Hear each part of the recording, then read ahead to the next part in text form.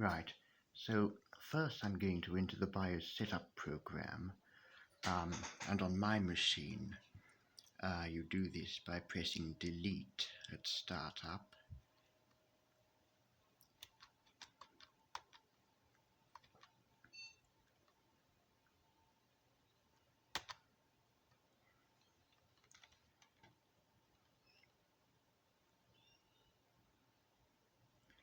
And I'm just going to load the setup defaults,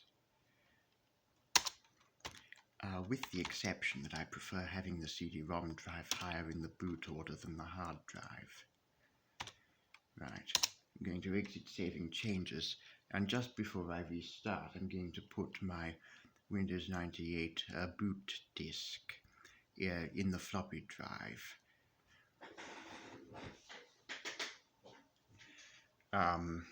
If I can find it. Right. Right, the disk is in the drive.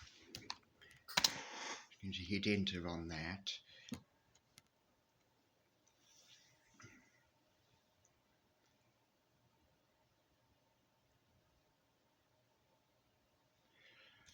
I wonder if there's a way to stop the autofocus from going crazy like that.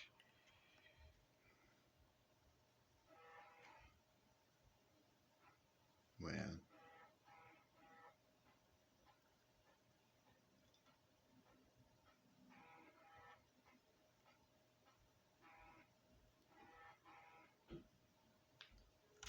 anyhow, I'm going to choose the second option, start the machine with CD-ROM support.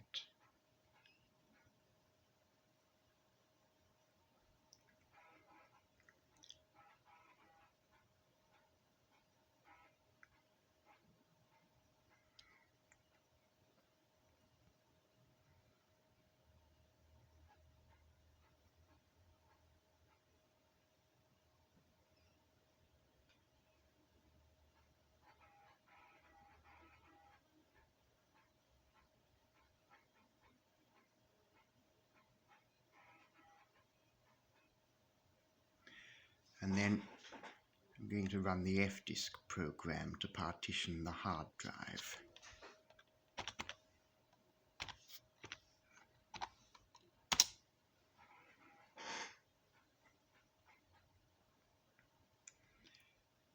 I do wish to enable large disk support because I have a rather large hard drive. I think it's 80 gigabytes or something like that, and I want to be able to have large partitions and use FAT32, etc. To say yes to that. Now display partition information. So I've got a non-DOS partition filling up the whole hard drive. What I'm going to do is 3 to delete, 4 delete non-DOS partition, say yes to number 1. I wish to continue. Right, I'm going to choose 1 now to create a DOS partition. Yes, I want a primary DOS partition, and it's going to verify the drive integrity, which will take a while, so I'll cut to when that's finished. Right, it's finished verifying the drive integrity now, and I do wish to use the maximum available size, and I do wish to make the partition active, so I'm going to say yes to that. And then it's going to take some more time, so I'll cut again.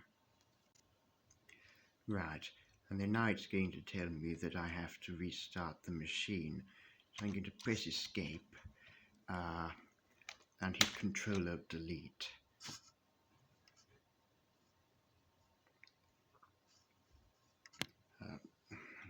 Sorry about the autofocus. Hang on.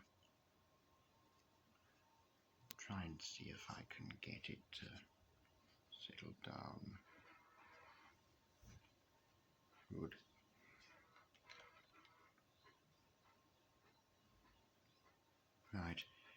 and it's going to boot from floppy again.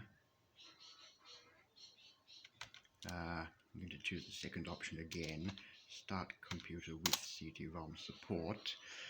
I'm going to put the Windows 98 CD in the CD-ROM drive now.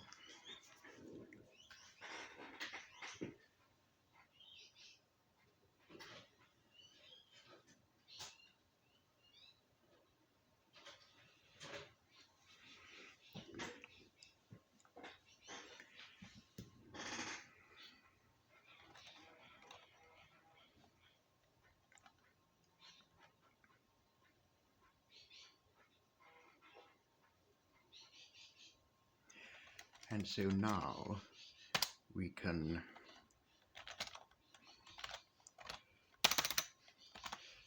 change into the Windows 98 directory on the CD-ROM and run the format program on the partition we just created.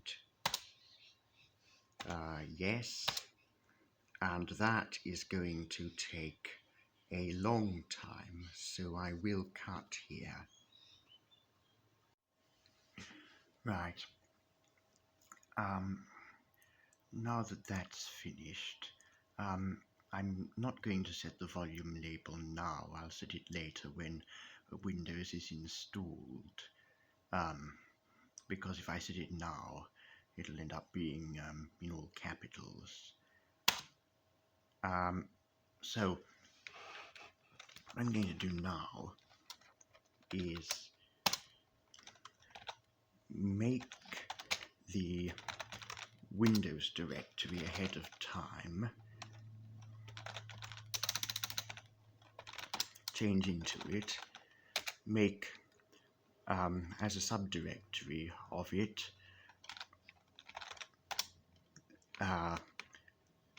options, change into it, and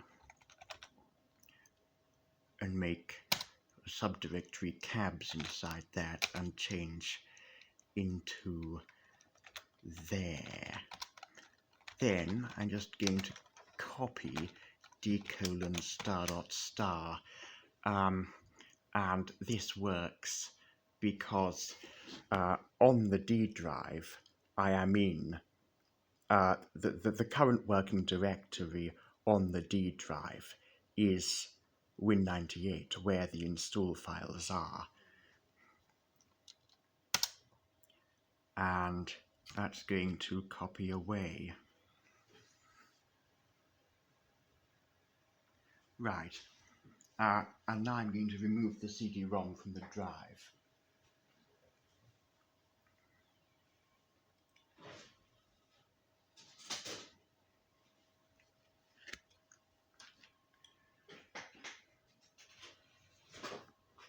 Now what I'm going to do is, well, I only have one floppy drive, but I'm going to change to drive B, and I'm going to swap the disk. Take out the Windows 98 boot disk and replace it with a disk with the 98 Lite installer program on it. And then I'll press enter, and I'll get a directory listing, and this is just the free preview version of 98 Lite, which, as I understand, is completely free for personal use. So I'm going to run 98 Lite 4.5, the installer program.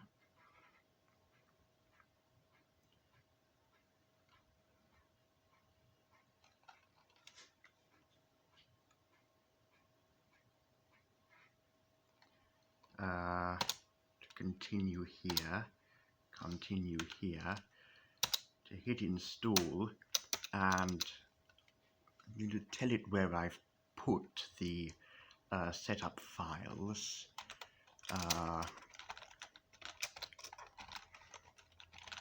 which is c:\/ Windows / options / cabs, and then it'll copy some files of its own into there.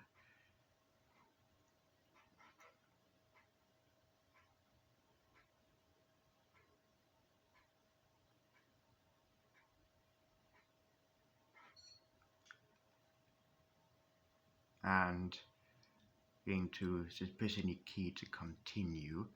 I'm going to say do that, and it wants me to reinsert the Windows 98 boot disk now, because that's where the command interpreter is, presumably. So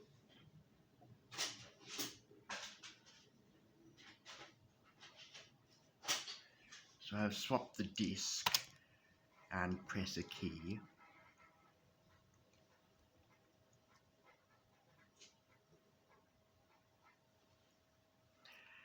And here we are in the directory where we have both the Windows setup files and the 98 Lite files. So I'm just going to run 98 Lite from in here.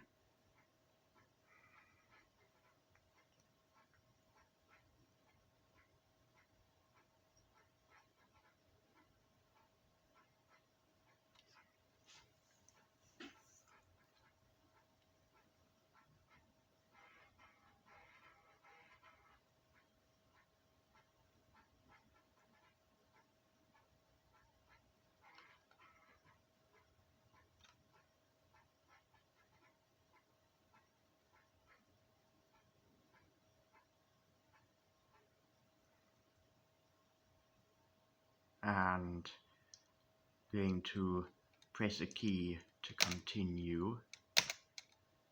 1 for clean install, because that's what we're doing. Now, I'm going to go for option 2. I have a copy of Windows 95.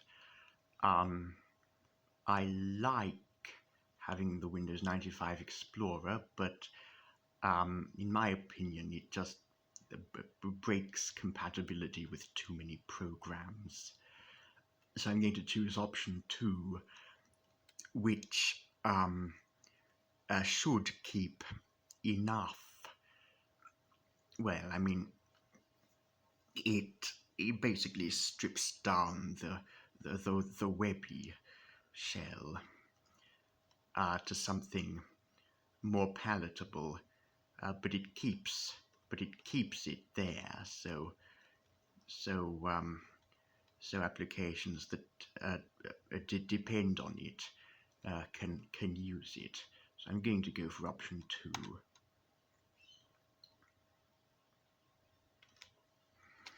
And then you need to wait while it patches the files.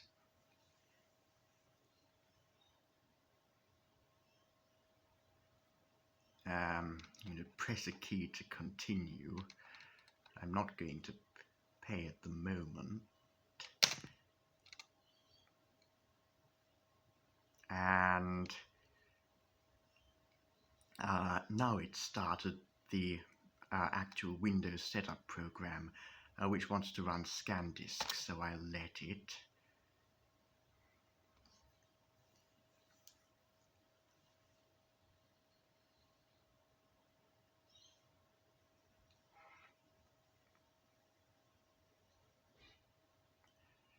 And here we are.